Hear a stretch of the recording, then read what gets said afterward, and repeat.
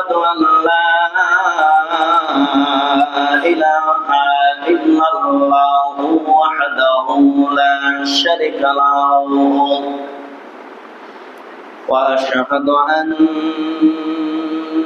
محمدًا عبده ورسوله الذي أرسله بالحق بشيرا ونذيرا وداعيا إلى الله بإذنه وسراجا منيرا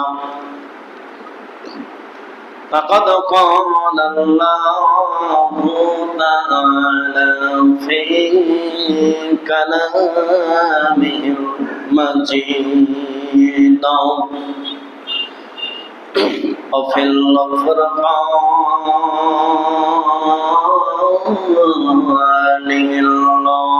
الحميد সবাই পড়ে আউযু বিল্লাহি মিনাশ শাইতানির রাজিম বিসমিল্লাহির রাহমানির রাহিম ولله على الناس حج البيت من استطاع إليه سبيلا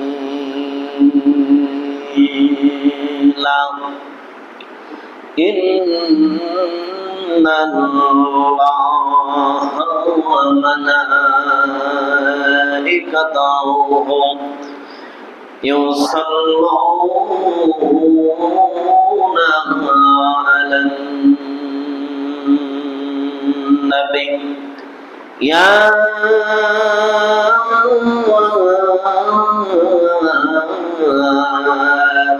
أيها الذين آمنوا صلوا عليه وسلموا تسليما اللهم صل على سيدنا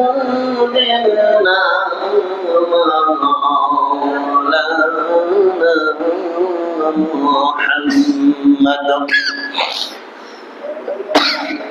وعلى آل سيدنا شفيعنا محمدا اللهم صل على سيدنا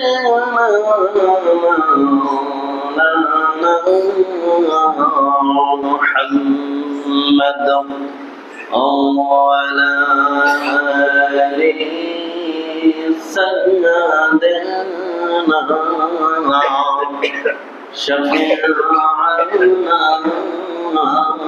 محمد بلغ العلا بكماله كشف الدجى بجماله حسنت جميع خصاله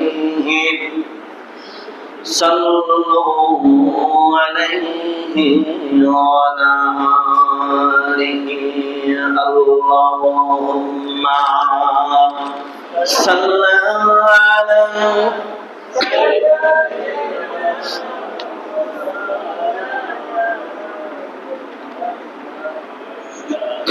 وعلى آله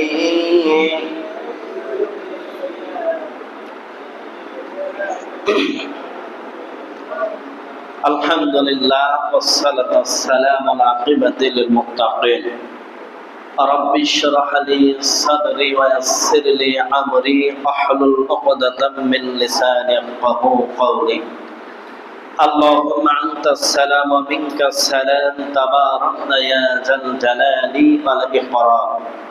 সমস্ত প্রশংসা সমস্ত তারিফ সেই মহান রবের দরবারে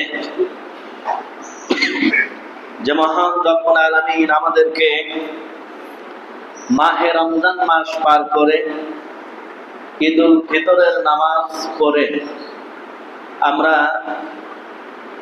ঈদ উপলক্ষে আনন্দ বিনোদন করে মহান রব্বুল আলামিন আমাদেরকে আবার একটি সপ্তাহ পরে আল্লাহর ঘরে আমাদেরকে নিয়ে এসেছেন দুনিয়ার সমস্ত অশ্লীল পাপাচার কাছ থেকে অব্যাহত করে যেই মালিক তার ঘরে নিয়ে এসেছেন। এজন্য আমরা সকলেই বলি আলহামদুলিল্লাহ। দরুদ পড়ছি বিশ্ব মানবতার মুক্তির দিশারি সর্বকালের সর্বযুগের সেরা নবী, সমস্ত নবীদের নবী, বিশ্ব সভার সভাপতি, সমস্ত নবী রাসূলগণের মাতার মুকুট, সাইয়্যিদুস সাকালাইন, ইমামুল মুরসালিন, খাতামুন নবিয়্যিন, সরকারে দুজাআ, নূরে মদিনা, নূর মুজাসসাম, নূর আলা নূর, সাইয়্যিদানা শাফিআনা হাবিবানা মাওলানা মুহাম্মদ রাসূলুল্লাহ। সকলেই পড়ি সাল্লাল্লাহু আলাইহি ওয়াসাল্লাম। সম্মানিত উপস্থিতি, মাহে রমজান মাস আমরা আমাদের মাঝ থেকে বিদায় নিয়েছে। এখন আরবিতে মাস হলো শাওয়াল মাস, ইংরেজিতে মাস হচ্ছে মার্চ মাস। শাওয়াল মাসের আজ হলো 7 তারিখ। এই শাওয়াল মাস, এই মাসে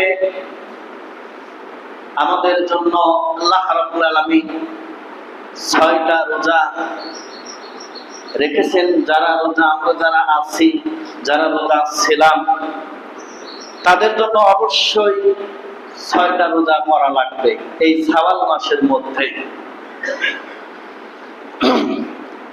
শাওয়ালের আজকের যে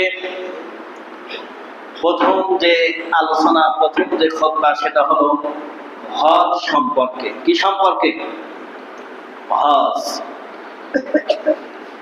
এটা যদিও আমাদের সবারই জানা যে আসলে হজ, যাকাত, নামাজ, রোজা, এগুলো আমরা অনেকেই জানি,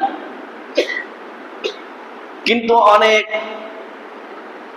জানা জিনিসই আমরা পালন করি না। এরকম আমাদের জীবনে অনেক কিছু আছে। হজ হলো ইসলামের 5ম স্তম্ভ। যাদের উপরে হজ ফরজ হয়েছে, আল্লাহ রাব্বুল আলামিন বলেছেন তারা যেন অবশ্যই হজ করে। তারা কি অবশ্যই যেন হজ করে। যাদের উপরে হজ ফরজ হয়নি, আল্লাহ রাব্বুল আলামিন তাদের কথা বলেন নাই, কিন্তু যাদের উপরে হজ ফরজ হয়েছে তাদের হজ করা লাগবে, এটা আল্লাহর কথা। আর হজ তো ফরজ। হজ কি? ফরজ। আল্লাহ রাব্বুল আলামিন যেমন আমাদের উপর ফরজ করেছেন নামাজ। কি ফরজ করেছেন? আমাদের উপরে ফরজ করেছেন রোজা, আমাদের উপর ফরজ করেছেন পর্দা।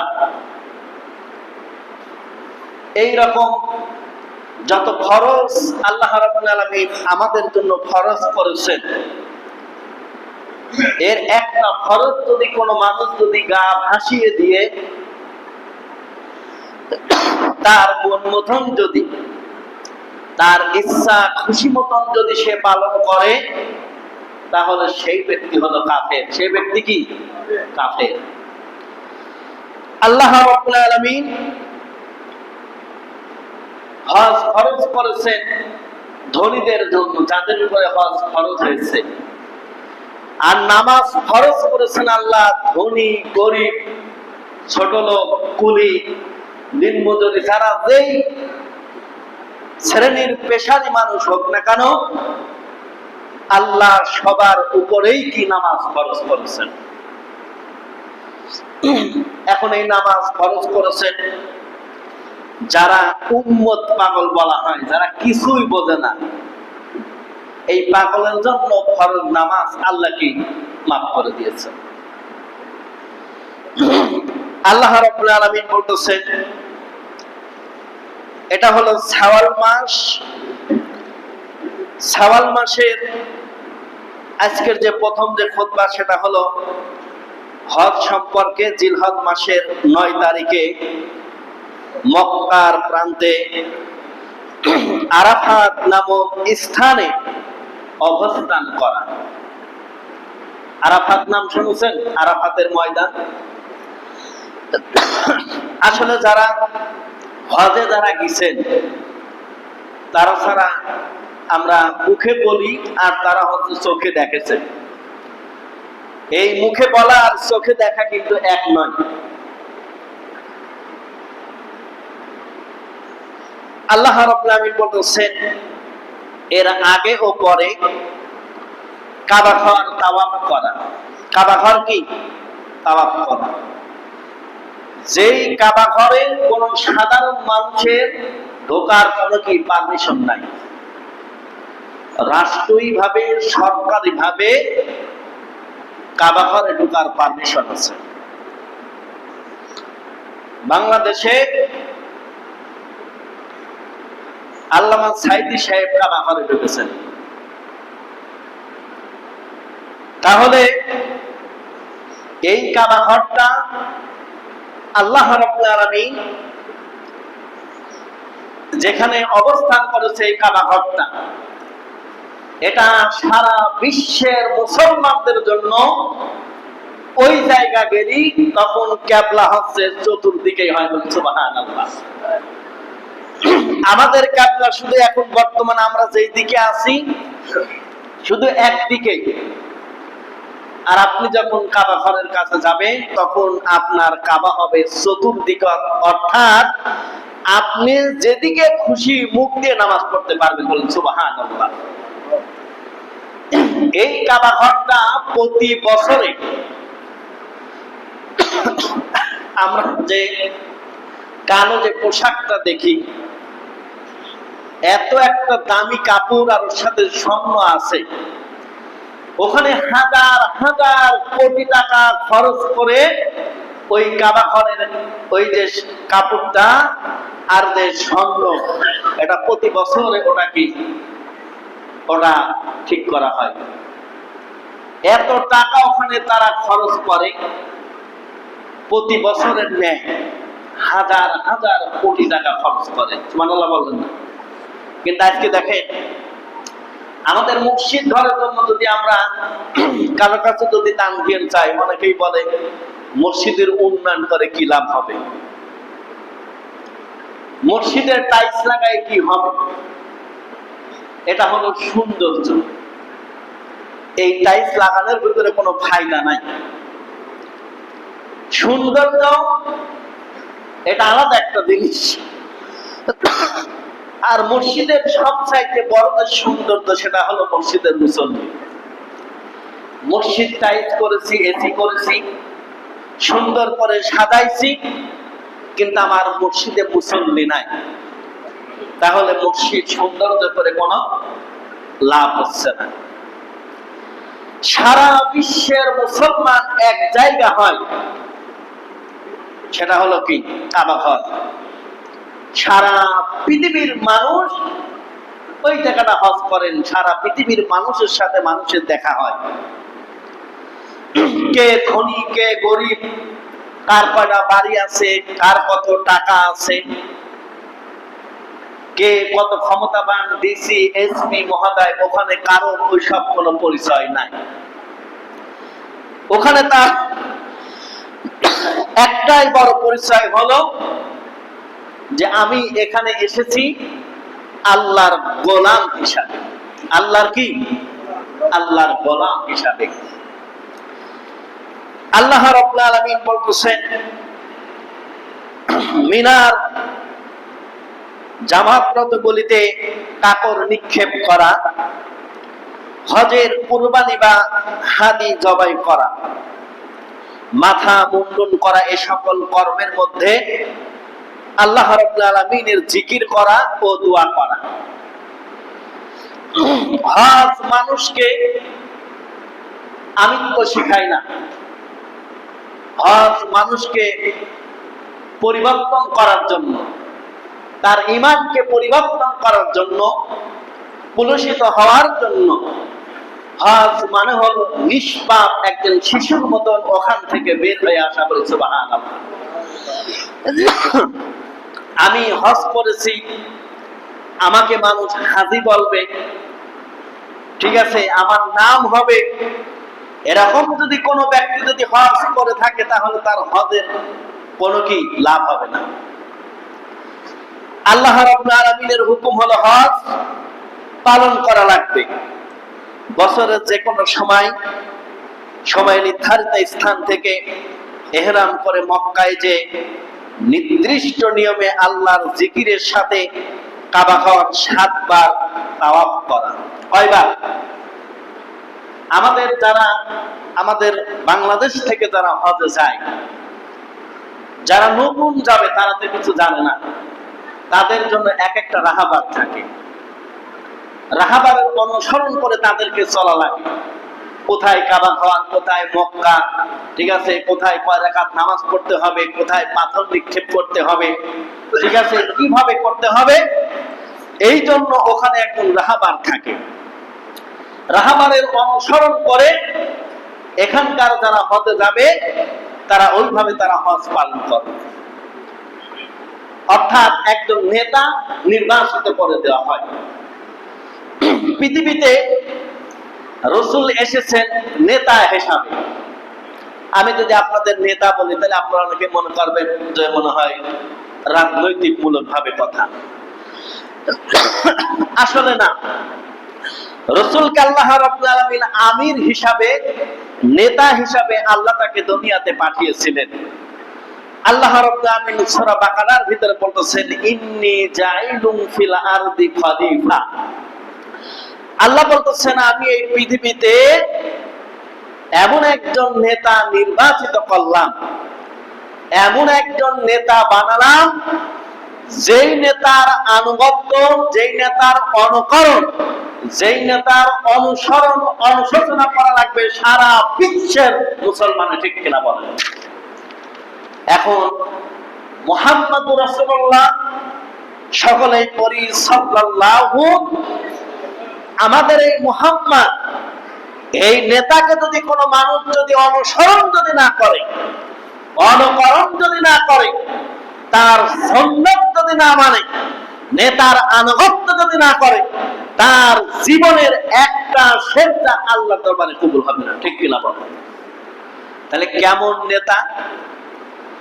যেই নেতার আদর্শ ছিল, যেই নেতার চরিত্র ছিল, যেই নেতার নৈতিকতা ছিল। বলি সুবহানাল্লাহ। যেই নেতার চরিত্র ছিল পবিত্র কোরআন। বলি সুবহানাল্লাহ। তাহলে এই মহান নেতার পিছনে যারা ইত্তেবা করেছেন, এই নেতার পিছনে যারা শ্রম দিয়েছেন, এই নেতাকে যারা অনুসরণ করেছেন, এই নেতার উপরে যারা ঈমান এনেছেন, আল্লাহ তাদের উপরে জান্নাত ওয়াজিব করে দিয়েছেন। বলেন সুবহানাল্লাহ। পৃথিবীতে এরকম নেতাকে আর নির্বাচিত হবে? পৃথিবীতে এরকম নেতাকে আমরা আর পাবো বলেন? আল্লাহর নবী তো সবচাইতে বড় মাপের একজন নেতা ছিলেন, ক্ষমতাবান ছিলেন। আল্লাহর নবীর পরে হযরতে ওমর।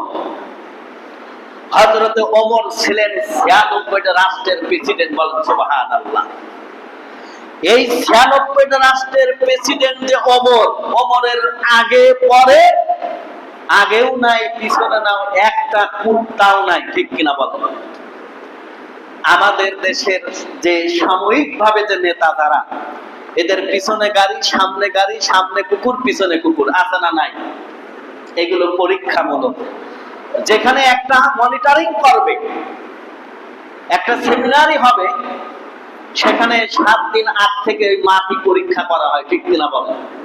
শুধু বাংলাদেশের একজন প্রধানমন্ত্রী, শুধু বাংলাদেশের একজন প্রেসিডেন্ট 7 দিন আগ থেকে ওই জায়গা কি পরিপাট করা লাগছে, পরীক্ষা করা লাগছে, কোন জায়গা বোম আছে। তাহলে হযরতে ওমর 96টা রাষ্ট্রের প্রেসিডেন্ট ছিলেন, তার আগে পরে কোথাও কোনো কুত্তা নাই, তার পিছনে কোনো কি পাহারাদার নাই। রাতের অন্ধকারে দিনের বেলায় সাধারণ মানুষ হিসাবে বেড়াচ্ছেন, বলেন সুবহানাল্লাহ। অনেকেই চেনেই না যে এই ব্যক্তি হযরতে ওমর, অনেকেই জানেই না যে এই ব্যক্তি 96টা রাষ্ট্রের প্রেসিডেন্ট। সুবহানাল্লাহ বলেন। আল্লাহ তাদেরকে কত মর্যাদা, কত ক্ষমতা দিয়েছেন। সম্মানিত উপস্থিতি, তাহলে আল্লাহ রাব্বুল আলামিন যেই নেতা আমাদের জন্য নির্বাচিত করে দিলেন, মনোনয়ন করে দিলেন, সেই নেতার আনুগত্য ছাড়া আমরা যদি অন্য কারো আনুগত্য করি, তাহলে আমাদের কপাল কি পড়ে যাবে। আল্লাহ রাব্বুল আলামিন বিশ্ব নবী তার জীবনে একবার ফরজ হজ করেছেন। কয়বার? একবার। আমাদের দেশের মানুষের টাকা থাকলে তারা বারবার হজ করে, বারবার উমরা করে। আমি এর সাথে একমত নই, কারণ বারবার একবার হজ করা ফরজ আর বারবার হজ করা ওয়াজিব। যেখানে ফরজ আমার আদায় হয়ে গেছে, সেখানে আর ওয়াজিবের কোনো প্রয়োজন নাই। এখন আমি যে টাকাওয়ালা মানুষ, সম্পদওয়ালা মানুষ, আমার জীবনে একবার হজ করা হয়ে গেছে, আপনার আর হজের দরকার নাই। এখন আপনি দেখেন যে আপনি যেখানে বসবাস করেন সেখানে কোন শ্রেণীর মানুষ আছে, দুঃখী, অসহায়, দরিদ্র, মিসকিন। এই জাতীয় মানুষ থাকলে আপনি তাদের পিছনে কি ওই টাকাগুলো ব্যয় করেন, এইটাই হলো আপনার সবচাইতে উত্তমতম কাজ। কিন্তু আপনি যদি লোক দেখানোর জন্য, মানুষ দেখানোর জন্য যদি বারবার হজ করেন, তাহলে এটা আপনার জন্য কল্যাণকর যতই আপনি মনে করেন, আপনার প্রতিবেশী আপনার বাড়ির পাশে একজন ক্যান্সারে আক্রান্ত হয়ে মারা যাচ্ছে, আর আপনি হজে যাচ্ছেন, আপনার হজ আল্লাহর দরবারে কবুল হবে না। কারণ জীবনটা বাঁচানো হচ্ছে ফরজ। বেঁচে থাকলে আপনি হজ করতে পারবেন। আপনি যদি তাকে অর্থ দিয়ে, তাকে যদি টাকা দিয়ে যদি সার্বিক সহযোগিতা করে, তাকে আপনি সুস্থতা করতে পারেন, এর জন্য আপনি আল্লাহর কাছে সওয়াব পাবেন। তাহলে ফরজ হজ জীবনে কয়বার? একবার। উমরা হজ আপনি যে কয়বার করতে পারেন। তাহলে ধনীদের জন্য হজ, এটা আল্লাহ রাব্বুল আলামিন ফরজ করেছেন। জীবনে একবার উমরা আদায় করা সুন্নত। সুন্নতে মুআক্কাদা বা ওয়াজিব, এর নফল উমরা পালন করা যায় একমাত্র আল্লাহর ইবাদতের জন্য তৈরি প্রথম ইবাদত গৃহ হলো পবিত্র কাবা ঘর, বা তাওহীদ বা একত্ববাদের চূড়ান্ত বিষয়ের সূচনা ইব্রাহিম আলাইহিস সালামের কর্তৃত্ব এর ঘরের নির্মাণের মধ্য দিয়ে এর সমাপ্তি ঘটে মুহাম্মদ রাসূলুল্লাহ সকলেই পড়ি সাল্লাল্লাহু আলাইহি সাল্লামের কর্তৃত্বে এ ঘরের পবিত্রতা ও তাওহীদের ধর্মের প্রতিষ্ঠাতার মধ্য দিয়ে হজের মাধ্যমে আমরা এই দুই মহান রাসূলের অগণিত নির্দেশ আমরা দেখতে পাই। আল্লাহ রাব্বুল আলামিনের এই কাবা ঘর সর্বপ্রথম ইব্রাহিম সাল্লাম কে কাবা ঘর নির্মাণ করেন। ইব্রাহিম আলাইহিস সালাম। আল্লাহ রাব্বুল আলামিন হজের মাধ্যমে ঈমানের পরীক্ষা হয়। হজের মাধ্যমে কি ঈমানের পরীক্ষা হয়। হজ এমন একটা জায়গা যেই মাটিতে গেলে মানুষের আর কোনো কিছু কি দুনিয়াদারির আর কোনো কিছু তার মাথায় থাকে না, এই জায়গা গেলে অনেক মানুষ দুনিয়াদারি ভুলে যায়। আবার এই জায়গা গেলে অনেক মানুষ ওই দেশ থেকে কিভাবে সোনা নিয়ে আসতে হবে, আমাদের দেশের অনেক প্রমাণ আছে। অনেক মানুষ হজ করতে যায় সোনা খায়ে পর্যন্ত আইছে, এরকম মানুষ আছে। অনেক মানুষ এই দেশ থেকে হজ করতে যারা আসে না, ওই দেশে ভিক্ষা করে, কারণ ওই দেশের কামাই তো ভালো, ইনকাম ভালো। এরকম হাদিকে আমরা কখনো হাদি মনে করি না। তাহলে এখানে বলা হচ্ছে যে হজের মাধ্যমে ঈমানের পরীক্ষা হয়, আর কতটুকু ঈমান আছে। হজের মাধ্যমে ব্যক্তির মানসিকতা প্রশস্ততা লাভ করে, বৃহত্তর মানুষ গোষ্ঠীর সকল জাতি ও বর্ণের পাশাপাশি সমাবেশ ঘটে। পরস্পরের বর্ণগত কথা না বলি খুতবার সময়কে কথা না বলি, পরে বলেন কথা। পরস্পরের বর্ণগত, ভাষাগত, দেশের জাতিগত সকল হিংসা বিদ্বেষ সব কিছু ভুলে মুছে এবং ধুয়ে ফেলে সব মানুষের কর্তব্য হলো একই প্ল্যাটফর্মে আসা। অর্থাৎ হজে তো সারা পৃথিবীর মানুষ যায়, সারা পৃথিবীর মানুষ সেখানে একজোট হয়। ওখানে এমপি, মন্ত্রী, ডিসি, এসপি, কত ক্ষমতাশালী, কত প্রভাবশালী সেখানে যায়। আমার একটাই বড় পরিচয় হলো যে আমি যত বড় ক্ষমতাশীল ব্যক্তি হই না কেন, আমি যেই জায়গায় এসেছি আমি এখন আল্লাহর গোলাম, ঠিক কিনা বলেন? আপনি যদি মনে করেন যে আমি তো ডিসি রে, আমার অনেক পাওয়ার, আমি সেনাবাহিনীর কর্নেল, আমার অনেক পাওয়ার, তাহলে আপনার হজ আর হলো না, আপনার শুধু টাকাই খরচ হইল। আপনি যদি মনে করেন প্রশাসনের ভিতরে আমি একজন ক্ষমতাবান, আমার চাইতে বড় ক্ষমতার কারণ নাই, তাহলে আপনার হজ ওখানেই মাটি হয়ে গেল। আপনার একটাই বড় পরিচয় হলো যে আমার চাইতে নগণ্য, আমার চাইতে নগণ্য আর আমার চাইতে গোলাম আর এখানে কেউ নাই, আমি শুধু একমাত্র তোমার খুশির জন্য, তোমাকে পাওয়ার জন্য আল্লাহ আমি আজকে এই ময়দানে এসেছি, বলে সুবহানাল্লাহ। লাখ লাখ টাকাই বড় খরচ করি। অনেকেই বলে আমি হজ করে আইছি, মানুষেরা আমার কেন হাজি কয়া ডাকে না। আপনারে যদি হাজি বলেই ডাকবে, কোরআন এবং হাদিসের ভিতরে আপনারা জানেন না, নামের আগে আলহাজ দেওয়া নিষেধ। তার বাস্তব প্রমাণ রসুলের চাইতে কিন্তু আপনি বড় হাজি না। কথা বলেন ঠিক কিনা? লজিক ছাড়া কথা হবে না। রসুলের চাইতে আপনি বড় হাজি না, তাহলে মুহাম্মদ রাসূলুল্লাহ সাল্লাল্লাহু আলাইহি সাল্লামের বলার আগে বলা হয়তো আলহাজ হযরত মুহাম্মদ সাল্লাল্লাহু আলাইহি সাল্লাম, ঠিক কিনা বলেন? কিতাব আদি সারা কিতাব আদি ঘুরে তন্ন করে কোথাও বিশ্বনবীর নামের আগে আলহাজ পাবেন না, ঠিক কিনা বলেন? আর আপনি কত বড় হাজি যা আপনার নামের আগে আলহাজ ডিগ্রি বসানো হয়, এটা এক্সেস। যদি বিশ্বনবীর নামের আগে যদি আলহাজ না থাকে, তাহলে আমি যদি হজ করে আসি আমার নামের আগে কেন আলহাজ হবে, বলে ঠিক কিনা? 3 বছর আগে পাবনাতে আমার মাহফিল ছিল, তার একটু বেশি হতে পারে। আল্লাহর ঘর, উনি হচ্ছে দুদুকের অফিসার, উনি রংপুর ছিলেন, বড় মাপের অফিসার। যেমন লম্বা, তার যেমন চেহারা, ফিটনেসটা যেরকম, আমার কাছে বসলেন। ওনার ওই আলহাজ নামটা ওই তাফসীর মাহফিলের নেম প্লেটে লেখা হয় নাই। উনি একটা কাগজে আলহাজ লিখে আমার কাছে কাগজ দিচ্ছে যে আপনি আমার নামের আগে আলহাজ বলবেন। ঠিক আছে, চিন্তা করেন, এটা আমার বাস্তব প্রমাণ। তো এই যদি আমার নামের আগে যদি আলহাজ দিই, তাহলে বিশ্বনবী কি বলেন?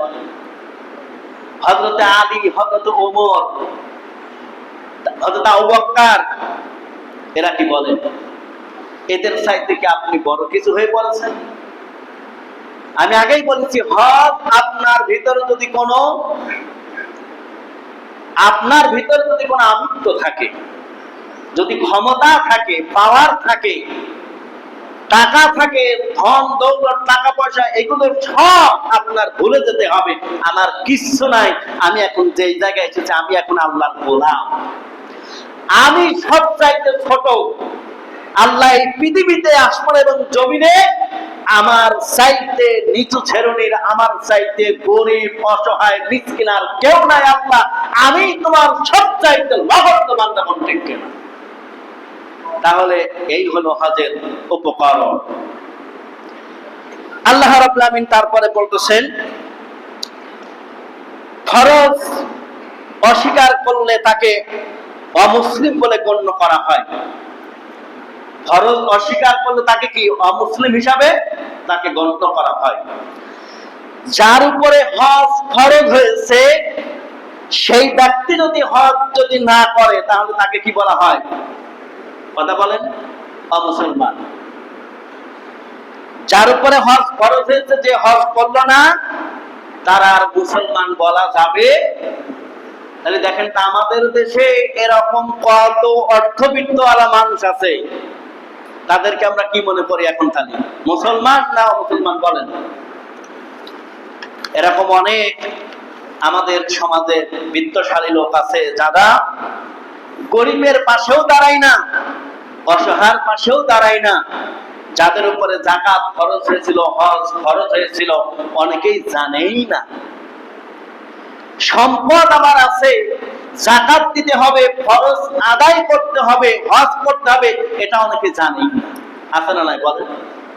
আবার অনেকেই জানা সত্ত্বেও এটা পালন করতে চায় না। যদি এত টাকা, ওরে বাবারে বাবা, এত টাকা দিয়ে দেব। কিন্তু আল্লাহ বলতেছেন, যারা দান করে, দানে হচ্ছে বৃদ্ধি হয়, বলি সুবহানাল্লাহ। আপনার যেখানে পছন্দ হয়, যেখানে খুশি মনে হয়, সেখানে দান করে। আল্লাহ দানকে বৃদ্ধি করে, যে যত দান করবে আল্লাহ তাকে তত দেবে। কিন্তু আমাদের এখন সবার মন মানসিকতা হয়ে গেছে যে দান করলে সম্পদ আমার কমে যাবে। এটা আমাদের ভুল ধারণা, ঠিক কিনা বলেন? আল্লাহ রাসূলের তেমন কিছু ছিল না। ছিল বলেন, তার জীবনী আপনারা অনেকেই জানেন, পড়েছে। তার জীবনের ছোট্ট আমি একটা কথা বলি। সে যখন জন্ম নেয়, জন্ম নেওয়ার আগে তার পিতা কি দুনিয়ার পার থেকে বিদায় নেয়, অর্থাৎ এতিম হয়ে দুনিয়াতে আসলেন। তার কিছুই নাই, ঠিক আছে? বাল্যকাল থেকে তিনি তার কি চাচার কাছে মানুষ। এই যে তার সম্পদ নাই, আল্লাহ রাব্বুল আলামিন তার ইচ্ছায় খাদিজার, মক্কার ওই সময় সবচাইতে ধনী ব্যক্তি ছিলেন, তার এত সম্পদ আল্লাহ তাকে দিয়েছিলেন। এই সম্পদগুলি দেখার মতন সেরকম কোন মানুষ ছিল না। রাসূল সাল্লাল্লাহু আলাইহি সাল্লাম খাদিজার ওই সময় যে অর্থ সম্পদ, ছাগল, যা বকরি ছিল, উনি ওইগুলো দেখাশোনা করতেন। আমাদের দেশে কিছু মানুষ আছে, রক্ষকের ভক্ষক হয়, আছে না? কথা বলে, আছে না? ছাগল যদি তারা দিয়ে 10টা, ও নিয়ে আসবে 9টা, নিয়ে আসবে 8টা, একটা বেঁচে দিয়ে পাবে, একটা হারা গেছে, এরকম আছে না নাই বলেন? রক্ষক যদি ভক্ষক হয়, রাসূল সাল্লাল্লাহু আলাইহি ওয়াসাল্লামের কাছে যা দিতেন সব একেবারে হিসাব মতন চলে আসতেন। খাদিজার এত সম্পদ ছিল, আল্লাহ রাসূল সাল্লাল্লাহু আলাইহি ওয়াসাল্লামকে খাদিজা বিবাহ প্রস্তাব দেন। যদিও খাদিজা ওই সময় 3বার তার বিবাহ হয়, তখন তার বয়স হচ্ছে 40 বছর। রাসূল তার চাচার কাছে এসে বললেন, রাসূলের চাচা তাজ্জব হয়ে গেলেন যে মক্কা মদিনার সবচাইতে ধনিত্ব ব্যক্তি আমার ভাতিজার বিয়ের প্রস্তাব দিয়েছেন। বলেন সুবহানাল্লাহ। রাসূলের কিন্তু কিছুই নাই, কথাটা একটু খেয়াল করেছেন, রাসূলের কিছুই নাই। যখন প্রস্তাব দিলেন, রাজি হলেন, তখন মক্কা মদিনার মানুষ যারা কাফের, যারা ইহুদি, তারা বলতেছেন খাদিজার কথা কি আসলেও ঠিক আছে? খাদিজা কি আসলে পাগল হলো? এই মক্কা মদিনায় এত ধনিত্ব লোক থাকতে, এত সম্পদশালী লোক থাকতে, একজন গরিব মানুষকে, দুঃখী মানুষকে, এতিম মানুষকে খাদিজা পছন্দ করলেন। এত গরিব মানুষ, এত নিঃস্ব মানুষকে খাদিজা পছন্দ করলেন। পছন্দ তো করলেন, বিবাহ করলেন। বিবাহ করার পরে খাদিজার যে সম্পদ, এই সম্পদ আল্লাহ রাসূলকে সব দিয়ে দেয়, বলেন সুবহানাল্লাহ। এখান থেকে আর একটা যে শিক্ষা হলো, দুইটা শিক্ষা এখানে। এক নাম্বার হলো যে রাসূল ছিলেন গরিব, আর খাদিজার স্বামী আল্লাহ রাসূল, তার স্বামীকে মানুষ অপমানিত করতেছে, তার স্বামীর কিছু নাই, একজন গরিব মানুষ, এজন্য তার সম্পদ সব তার স্বামীর নামে দিয়ে দিলেন। স্বামী এইবার কি হলেন বলেন? রাসূল এইবার সবচাইতে ধনী হয়ে গেলেন। মক্কা মদিনার সবাই তাজ্জব হয়ে গেল। আল্লাহ রাসূল কি করলেন? এখানে সবচাইতে বড় যে শিক্ষা, এত সম্পদের মালিক হলেন আল্লাহ রাসূল। আল্লাহ রাসূলকে ওই সম্পদ রাখতে পারতেন না বলেন? আল্লাহ রাসূল আস্তে আস্তে ওই সম্পদগুলি সব আল্লাহর রাস্তায় দান করে দিলেন, বলেন সুবহানাল্লাহ। আর আমাদের যত সম্পদ আমরা মনে করি আয়ত্তে ধরি, ঠিক আছে, যত জাত দিয়ে রাখা যায়, ঠিক কিনা বলেন? এখনই যদি আমি একটা দানের কথা বলি, কেউ আল্লাহর কসম করে বলি পকেটে হাত তো দেওয়ার কথা, সবাই তো চিন্তাই করে যাবে। কিন্তু এখানে সবচাইতে 2 নম্বর যে শিক্ষা, যে আল্লাহ রাসূলের যা দিলেন, আল্লাহ রাসূল কিন্তু তাকে সব আল্লাহর রাস্তায় দান করে দিলেন। তা আমরা আসলে এরকম দান করার ইচ্ছুক না, আমরা চেষ্টাও করি না, করতে চাইও না। তবে আমাদের যতটুকু সম্পদ আছে, এটা আমাকে বাঁচার জন্য, আহাল পরিবারকে বাঁচার জন্য আমরা আল্লাহর রাস্তায় একটু একটু দান করলে ওই দান থেকে সাদকায়ে জারি হবে। ওই সওয়াবটা কবরে যারা কবরবাসী হয়েছে, একটু একটু করে সওয়াব তারা পাবে, ঠিক কিনা বলেন? এটাই হলো আমার মূল আলোচনা। আমি কাউকে দান করতে বলি নাই যে দান করেন, ঠিক আছে? তবে রাসূলের জীবনে যদি সম্পদের যদি প্রয়োজন না হয়, তাহলে আমাদের জীবনে সম্পদের এত কিসের প্রয়োজন বলেন? সবাই তো বাড়ির পাগল, গাড়ির পাগল, নারীর পাগল, টাকার পাগল, সবাই কিন্তু পাগলেরও টাকা দিলে পাগলও না করে না, ঠিক কিনা বলেন? আমাদের কাছে অনেক ফকির আসে, আমরা অনেকেই ফকিরের উপরে ঝাড়ি মারি, রাগ করি। আল্লাহ রাসূলের কাছে যখন ফকির গিয়েছে, আল্লাহ রাসূল 2টা পকেটেই হাত দিয়েছেন। কি 2টা পকেটে হাত দিয়েছেন, দিয়ে দেখে টাকা নাই। ঠিক আছে, রাসূল বলছেন, তাও নম্র ভদ্র ভাবে মিষ্টি সুরে বলছে, আজকে তো কিছু নাই, তুমি আগামী কালকে আসো। আগামীকাল যখন এসেছে, রাসূল 2 পকেটে হাত দিছে, যা পকেটে আছে সব দিয়ে দিয়েছে, সুবহানাল্লাহ বলেন। আর আমরা আগে বের করি মানি ব্যাগ, হয় দেখি যে আগে কোন ছিঁড়া ফাটা আছে, 2 টাকার নোট আছে, 1 টাকার নোট আছে, এই বেটা নেই, ঠিক কিনা বলেন? এটা হলো মানবতার লঙ্ঘন করতেছি আমরা। এজন্য আমাদের যে সম্পদগুলো আল্লাহ দিয়েছে, এটা আল্লাহর রাস্তায় ব্যয় করা ছাড়া অন্য যে কোনো রাস্তায় ব্যয় করলে এটা আল্লাহর দরবারে কবুল হবে না 100%, ঠিক কিনা বলেন? মসজিদ, মাদ্রাসা, ধর্মীয় প্রতিষ্ঠান, হজ, যাকাত, এই রাস্তায় যদি আপনার সম্পদ যদি না ব্যয় হয়, আল্লাহর কসম করে বলছি, ওই সম্পদ আপনার গলায় ঝুলিয়ে দেওয়া হবে, ঠিক কিনা বলেন? কিসের সম্পদ? সেদিন গলায় ঝুলবে, ঠিক পাবেন। মেয়েরা স্বামীর সাথে জুলুম করে, অত্যাচার করে, নির্যাতন করে, যারা গহনা করেছেন, ওই গহনার যারা যাকাত দেয়নি, ওই গহনা করে তাদের গলায় সাপ হয়ে ঝুলবে, জাহান্নামের শিকল হয়ে গলায় ঝুলবে, ঠিক কিনা বলেন? কিসের সম্পদ? সব করে থাকবে। এজন্য আমাদের প্রত্যেকেরই আজকের যে হজের যে আলোচনা ছিল, যাদের উপরে হজ ফরজ হয়েছে অবশ্যই তারা হজ করবে ইনশাআল্লাহ। আমাদের এই মহল্লাতে শুধুমাত্র একজনই হাজি, ঠিক আছে? এরকম মন আমাদের থাকার দরকার আছে।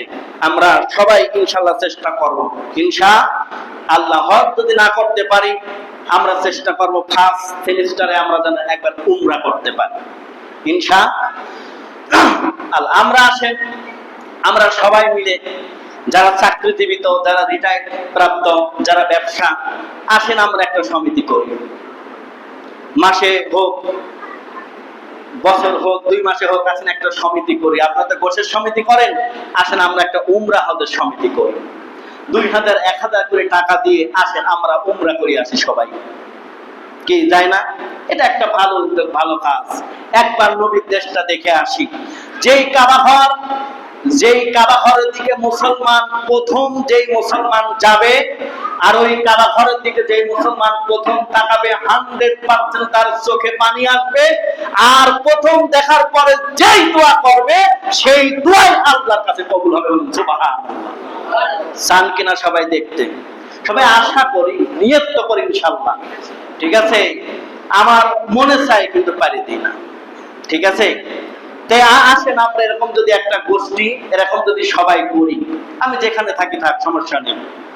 আমি যেখানেই থাকি না কেন আমরা একটা সিস্টেম চালু করি যে 1 বছরের হোক 2 বছরের মধ্যে আমরা একটা এস্টিমেট তৈরি করে আমরা সবাই উমরা পালন করব। করা যাবে কিনা বলেন? একটা ভালো উদ্যোগ নিতে হয়। আল্লাহ রাসূল সাল্লাল্লাহু আলাইহি ওয়াসাল্লাম সব সময় সাহাবীদেরকে উদ্যোগ করেছেন। মার খাচ্ছে কত, তোমরা কি মার খাচ্ছ? তোমাদের পূর্বে যারা ছিল তারা বেশি মার খাইছে, আর কোনো কথা নাই। ঠিক আছে? এজন্য আসেন আমরা সবাই ভালো কাজ করি। সম্মানিত উপস্থিতি, মাহে রমজান মাসের জন্য তাফসীর আমাদের বন্ধ ছিল। আগামী রবিবারে তাফসীর ইনশাআল্লাহ আবার শুরু হবে, চালু হতে যাচ্ছে। ইনশাআল্লাহ আমরা প্রত্যেককে দাওয়াতি কাজ করব। তাফসীরটা ইনশাআল্লাহ আমি শুরু করব। আপনারা সবাইকে আহ্বান জানাচ্ছি, উদাত্ত আহ্বান করতেছি, সবাই তাফসীরে অ্যাটেন্ড হবেন ইনশাআল্লাহ। তাফসীরে সবাই শরীক হবেন, সবাই দাওয়াত করবেন। আর তাফসীরে যারা টাকা দিতেন আবার আগের মতন করে ইনশাআল্লাহ দেবেন। সবাই ভালো থাকেন, সুস্থ থাকেন। আসসালামু আলাইকুম ওয়া রাহমাতুল্লাহ।